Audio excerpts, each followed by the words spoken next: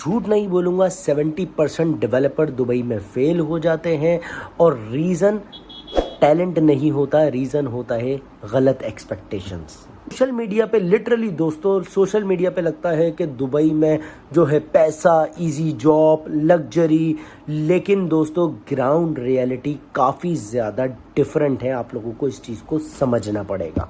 आज आप लोगों से वही बातें करने जा रहा हूँ जो दुबई की मार्केट का रियल फेस है, दुबई डेवलपर्स का रियल फेस है, जो यूट्यूब के ऊपर आपको कोई भी नहीं बताएगा। दुबई की मार्केट के अंदर सिर्फ इंडियन या पाकिस्तानी डेवलपर्स मौजूद नहीं है, यहाँ पर Europeans, Egyptians, Philippines, UAE locals, उसके अलावा देखें जो हमारा एचआर होता है उसके पास चॉइस होती है। तुम सिर्फ एक ऑप्शन हो, प्रायोरिटी नहीं।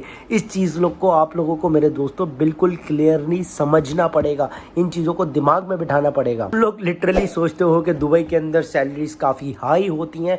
सच्ची दुबई में सैलरीज हाई होती हैं, लेकिन ऑब्वियसली एवरेज पे जो है एक एवरेज डेवलपर को मिलती है। एक हाई एक्सपेक्टेशन, जो हाई एक्सपीरियंस रखता है उसको हाई एक्सपेक्टेशंस के हिसाब से एवरेज अच्छी सैलरी दी जाती है।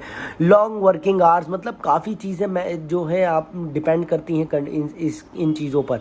सिर्फ और सिर्फ आप ये सोचकर मत आइए और ये मत सोचिए कि जो है ना यहाँ पर आते ही आपको एक हाई सैलरी मिल जाएगी। It's totally depends on your skills, on your experience level, on your skill set level. इन तमाम चीज़ों को आप लोगों को समझना पड़ेगा, उसी हिसाब से आपने दुबई की मार्केट को अंडरस्टैंड करना पड़ेगा। क्योंकि मेरे दोस्तों 5-7 साल का एक्सपीरियंस दुबई के अंदर कोई मैजिक नहीं है। हर बंदा 5 से 7 साल का एक्सपीरियंस लेके घूम रहा है। एचआर जो पूछता है वो पूछता है तुम क्या बिल्ड किया, उसका क्या इम्पैक्ट था कंपनी के ऊपर, बिजनेस इम्पैक्ट क्या था, वो उसके बिहाफ पर क्या चीज़ें, किन किन चीज़ों पे क्या स्केल हुआ, क्या काम किया।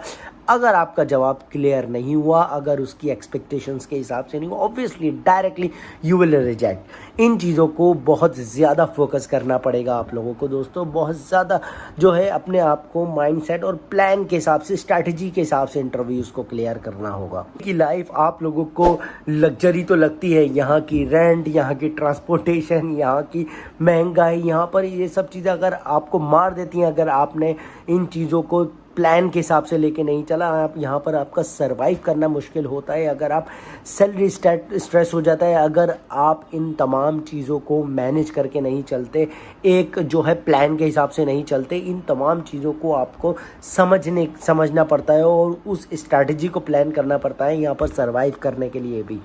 तो ये बातों को आपने अपने आप को ज़हनशीन कर लेना और इन चीज़ों को समझना है मेरे दोस्तों। आप इन चीज़ों को नहीं समझते तो यहीं से आपका फेलियर स्टार्ट हो जाता है, यहीं से आपका फेलिंग पॉइंट स्टार्ट हो जाता है और फिर आप लोगों के लिए सर्वाइव मुश्किल हो जाता है।